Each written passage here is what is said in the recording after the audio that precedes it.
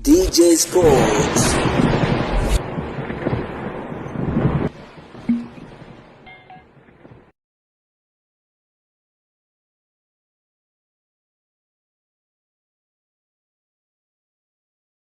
Bwana, twende tukatazame kuhusiana na mchezo wa dabi ya Kariakoo, ambapo tunafahamu ya kwamba leo ndiyo siku ya mchezo wa ligi kusoka Tanzania bara kati ya Simba Sports Club dhidi ya Young African, ambapo mwenyeji wa mchezo huo ndo tunafahamu ni Simba Sports Club ambaye amechagua uwanja wa Meja General Isamuhyo ulioko kule Mbweni. Kumekuwa na mambo mengi kweli kweli ambayo yanaendelea kupamba kasi, hasa kuhusiana na ubora wa uwanja huo, na kauli hiyo imekuja baada ya klabu ya soka ya Young African hapo jana kufanya mazoezi ya mwisho, huku wakidai ya kwamba uwanja huo hauna vigezo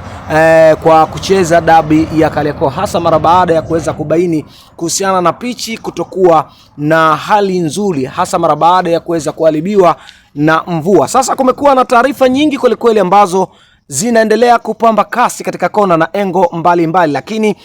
tumeweza kuona kwamba taarifa hiyo imekuwa imeenda mbali kweli kweli, na mashabiki wengi kweli kweli wakiwa na maswali mengi, hasa kuhusiana na dabi hiyo ya Kariakoo. Je, siku hii ya leo itakuwepo au la? Vipi kuhusiana na msimamo wa Simba Sports Club, lakini pia vipi kuhusiana na msimamo wa klabu ya soka ya Young African? Kwa upande wa klabu ya soka ya Simba Sports Club, wao msimamo wao wakidai ya kwamba uwanja huo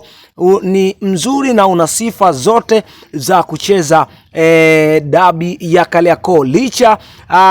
ya Young African kutoa sintofahamu mbalimbali, lakini Simba Sports Club wao wakiwa kama wenyeji wakiwa wanadai ya kwamba uwanja uko vizuri na dabi ya Kariakoo ni leo, na tumeweza kuona kwamba promotion mbalimbali Simba Sports Club wakiendelea